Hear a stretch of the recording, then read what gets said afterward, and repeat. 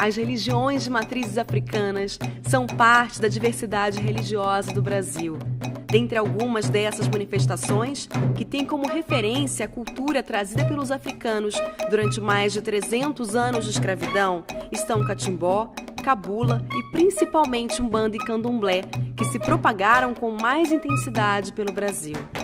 Desde sua chegada ao Brasil, esses praticantes foram alvo de perseguições por manifestarem a sua fé. Mas ainda hoje, os episódios de intolerância religiosa fazem parte do cotidiano. O Brasil viveu mais de 350 anos de escravidão.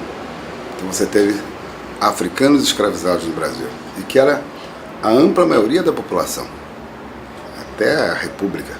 Após a abolição e a República, os negros a maioria, você vê todo o movimento eugenista que cresce no Brasil, de tornar o Brasil mais branco de identidade com a França, né? Europeia. E tenta fazer aí um movimento importante de observar que toda essa cultura ela é criminalizada, seja do ponto de vista da religiosidade, seja do ponto de vista da cultura mesmo, né? O samba é marginalizado, a capoeira é criminalizada, a prática religiosa ela é criminalizada. Então, se você tem uma construção eugênica e que só os valores brancos de civilização da Europa é que tem a ver com o cristianismo, né? Obviamente você vai estigmatizar todas aquelas práticas religiosas que não tem a ver com essa valor de civilização. A África está muito presente, né, no seio da construção da religiosidade. Mas isso é tirado sempre, ao ponto que Moisés, que era um africano, que nasceu no Egito, se transformou no Charles Sourastre, né? Aquele branco que todo mundo está atrás dele, que o filme criou. Na verdade, ele era um negão cheio de neguinho atrás dele. Ainda recebe os mandamentos, né, no Monte Sinai, que está na África até hoje, lá no Egito. O Candomblé é uma religião de matriz africana, portanto, seu nascedouro, sua fonte está na África e em diversas regiões africanas, sobretudo no sudoeste africano, se constituiu no Brasil como sendo uma religião onde se cultuam divindades africanas. E essas divindades africanas, de origens diversas, se identificam com elementos da natureza, com sentimentos, com emoções. O Candomblé é uma religião que se constitui de processos sincréticos que foram constituídos a partir da sua relação com a Igreja Católica, o cristianismo, a partir da sua relação com cultos, vivências, saberes e a própria cultura indígena já existente aqui. Desde que o Brasil foi encontrado pelos europeus, sempre se constata iniciativas de intolerância religiosa. As primeiras missões cristãs que vêm para cá vêm para converter os índios, vêm para converter os escravos. Isso é discriminação, isso é preconceito, isso é intolerância. Isso é um desrespeito claro. Então, ao longo dos anos, isso vem sendo perpetuado. O Candomblé é uma religião de resistência. O Candomblé surge como uma maneira de se contornar esse preconceito, essa perseguição católica. As igrejas neopentecostais têm disputado o espaço com os terreiros. Elas têm sistematicamente desejado ocupar o nosso espaço. É uma disputa de mercado, né? Você cria uma demonização para que aqueles que participam daquele culto, né, se sintam envergonhados, tenham uma baixa estima e saia dele, porque esses grupos começam assim, demoniza um, demoniza o outro, amanhã é um risco não só para a liberdade religiosa, para a liberdade de expressão e para a liberdade política. Eu costumo dizer que o gesto de intolerância não é um gesto religioso, porque tem uma contradição, né? Porque eles se dizem cristãos. Quem se diz cristão não pode ter o ódio como seu foco, porque Cristo é amor, né? Então essa é uma grande contradição, certo? Então, na verdade, o que está por trás do gesto de intolerância, né, de ódio, de perseguição, tem a ver com questões políticas. Né? Esses grupos têm mostrado nos últimos anos que eles têm um projeto político muito grande. E escolhem um inimigo para poder coesionar o seu povo.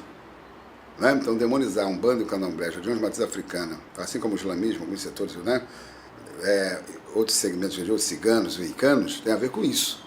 Será que essa é uma atitude religiosa ou existe por trás disso um projeto... Da religião Umbanda. A religião Umbanda, ela não cobra, ela não usa de sacrifício animal, ela preserva a natureza.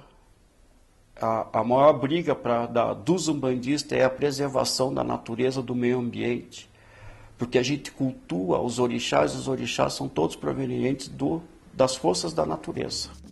Então a nossa maior luta é a preservação da natureza, da terra, do planeta. A Umbanda trabalha com o teu equilíbrio energético, ela trabalha com o teu equilíbrio espiritual, ela trabalha com o teu equilíbrio como pessoa.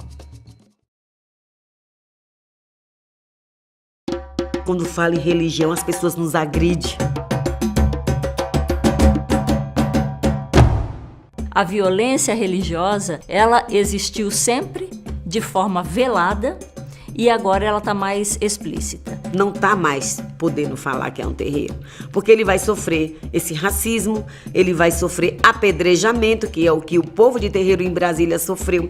Ele vai ver a sua casa queimada com você dentro, como foi o caso da minha casa, que foi queimada em 2015 comigo dentro. A questão da opressão às religiões afro está ligado com o lugar do negro e, consequentemente, a tudo que é ligado ao negro.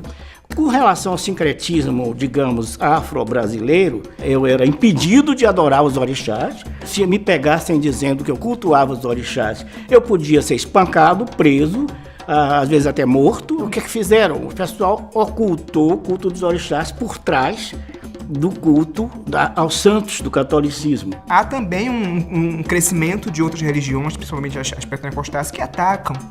Então, por exemplo, a gente tem aí a demonização de Exu, que é tão usada nessas outras religiosidades. A gente tenta fazer um resgate do que esse orixá, que é o mensageiro, é o orixá da sexualidade, é o orixá da comunicação. O que a gente pode trazer no debate maior, o que a gente pode desmistificar na cabeça das pessoas. Quando fala em religião, as pessoas nos agridem. Então eu quero falar das nossas tradições de matriz africana. É o legado que os nossos ancestrais nos deixou. A gente não podia nem comentar que era de matriz africana, porque você se sentia constrangido. Tem a ver com o conhecimento, tem a ver com a aproximação. Aquilo que é desconhecido pode nos amedrontar. Aproxime-se, conheça, busque saber mais de uma religião que não é a sua. Esse discurso de ódio que está colocado no âmbito das igrejas, não é? De algumas, não muitas, mas de algumas igrejas, esse discurso não é um discurso representativo do mundo evangélico. O nosso papel é de denunciar, o nosso papel é de interferir. Eu acho que a gente precisa ter mais coragem para dizer isso não está bem.